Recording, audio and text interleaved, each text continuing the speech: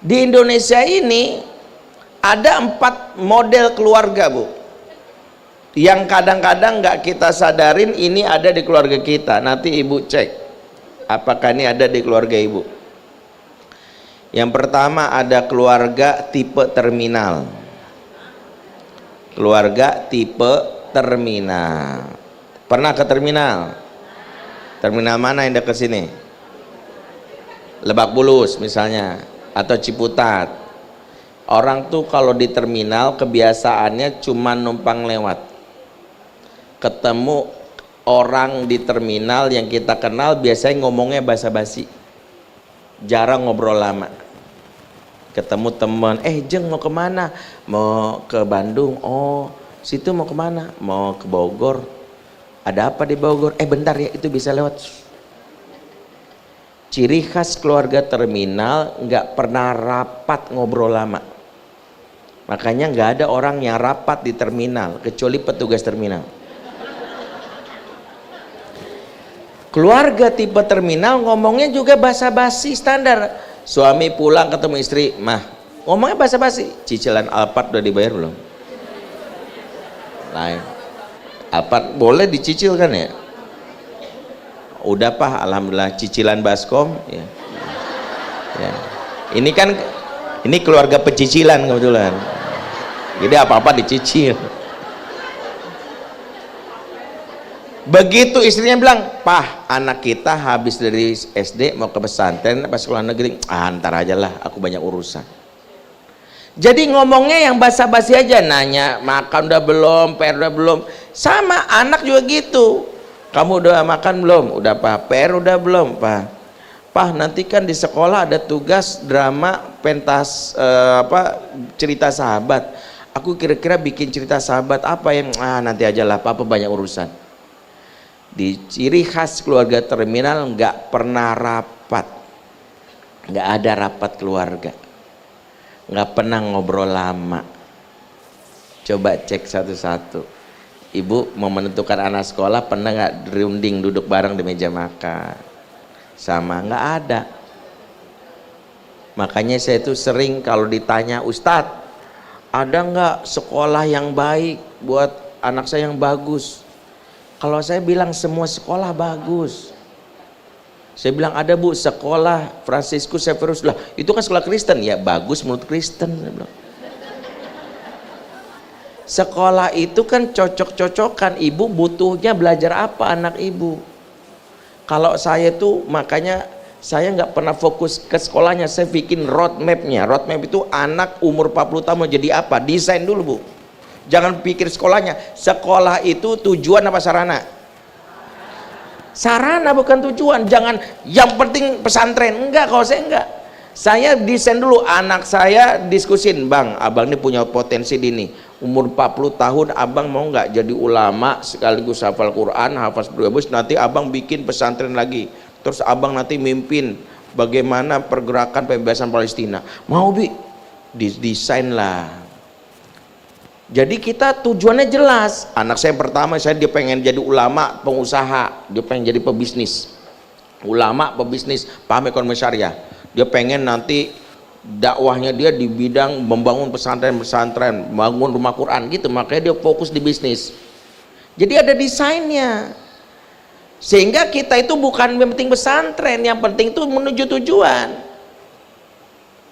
Bukan sehingga kita pilih mau sekolah atau apapun berdasarkan roadmap. Makanya saya ditanya, Ustadz ada rekomendasi sekolah bagus gak? Saya cuma bilang, Bu, sekolah itu sarana. Ibu tetapkan tujuannya dulu. Maaf nih, dari Bintaro ini mau ke Bogor, ya itu tujuannya Bogor.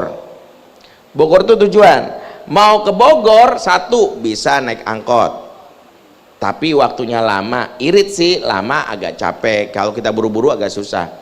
Agak mau cepet ada lebih irit naik motor, tapi agak kalau kehujanan kita kena panasan nggak enak juga. Agak sedikit mahal dikit naik mobil, ya mobil pribadi, tapi mobil pribadinya uangnya harus nyicil sekarang, ya kan. Mau lebih ini lagi naik kereta misalnya agak lama. Mau lebih irit ya jalan kaki kan gitu.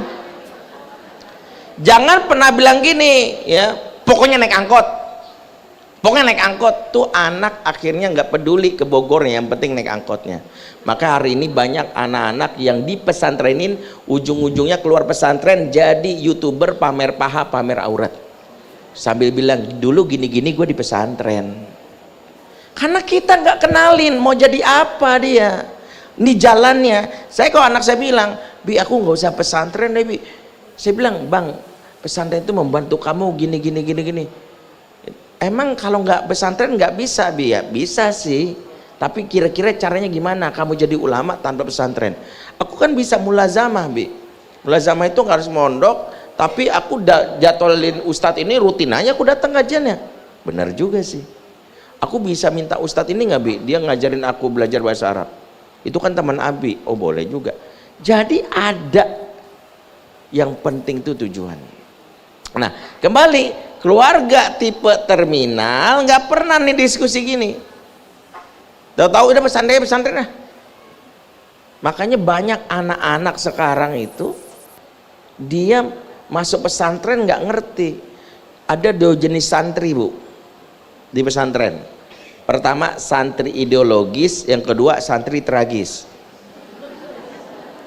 Kalau santri ideologis itu ditanya gini, kamu kenapa masuk pesantren? Oh saya pengen banget ke Ustadz Abdul Somad Ustadz. Saya lulus dari sini pesantren mau langsung ke Al-Azhar, Kairo, S2-nya nanti di Maroko, S3 Sudan. Nanti pulang saya pengen bikin pusat peradaban, pusat kegiatan Islam atau pesantren lagi. Nanti saya bina anak-anak hafal Quran. Good, itu namanya santri ideologis.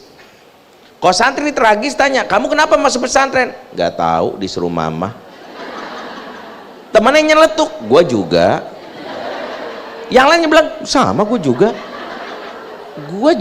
Akhirnya ketemu, akhirnya mereka berkoalisi. Jadi anak pesantren yang suka bikin keributan adalah santri tragis yang berkoalisi. Awalnya dia lemah, ketemu sama ya temen gue, sama ya, dipaksa-paksa ya. Jangan menyumbang kerusakan di pesantren karena nggak pernah rapat. Ini namanya keluarga tipe terminal. Belum lagi yang lain, nih. Yang kedua ada keluarga tipe kuburan. Agak serem nih. Ibu pernah ke kuburan? Kalau kuburan kebiasaan ngomong nyablak, pamali. Bu, lihat deh orang di kuburan. Biasanya kalau lagi nyekar atau lagi di batu nisan itu kan kadang ngobrol atau ngobrolnya. Ciri khas keluarga kuburan kayak orang kayak ngomong kuburan, ngomong dan nggak mungkin direspon. Kalau direspon pasti kaget, ya kan? Misalnya kita ngomong gitu sama batu nisan bapak kita kan, mudah-mudahan bapak diampuni dosanya ya Pak ya, mudah-mudahan kita ketemu lagi di surga ya Pak. Tiba-tiba jawab amin. Oh siapa tuh? Sama keluarga tipe kuburan kayak gitu, maunya ngomong, begitu dijawab kaget. Suami bilang gini, mah besok kamu bangun lebih pagi dong mah, jangan sampai bangun kesiangan mulu, aku tuh jadinya tuh terlambat. Kamu masak nasi goreng buru-buru, masak nasi goreng kebanyakan garamnya daripada nasinya kan gitu. Ibu-ibu langsung bilang, tapi kan mas aku istri soleha nggak boleh ngomong gitu. Dengerin, itu khas Bu. Kita baru ngomong dengerin. Sama anak juga gitu. Kita bilang sama dia, kamu jangan bikin malu mama dong. Ya masa matematika jeblok ya, mama ini lulusan ITB, IPK 4,5. Ada nggak ya? Nggak ada ya. Dinasihatin itu anak, apa kata anak? Tapi kan mah aku, anak soleh nggak boleh bantah. Dengerin. Itu khas keluarga kuburan, cuman mau ngomong nggak mau dengerin. Ini udah dua nih, cek jangan.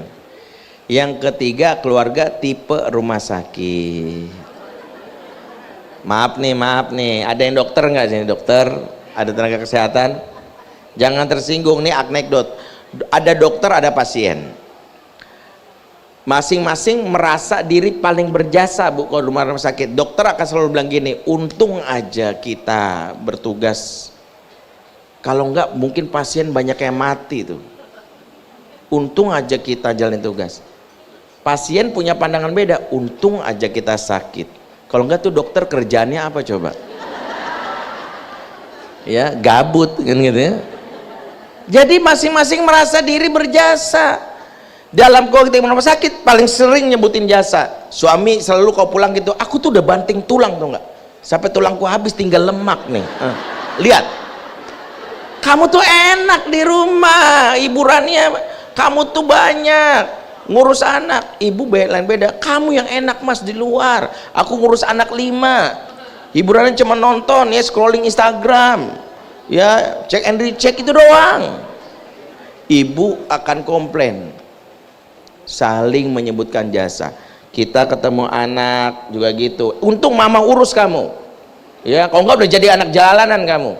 Bukannya bersyukur tuh, anak juga bilang untung aku lahir mah, kalau enggak mama dianggap mandul. Ayo, mau kayak gitu? Sakit kan, saling menyebutkan jasa. Keluarga rumah sakit paling sering nyebutin jasa-jasa. Gua tuh udah berkorban untuk keluarga ini. Si bapak merasa udah paling berjuang luar tuh, ibu juga bilang aku tuh ngurus anak. Semuanya itu keluarga rumah sakit ya. Yang keempat, keluarga tipe pabrik.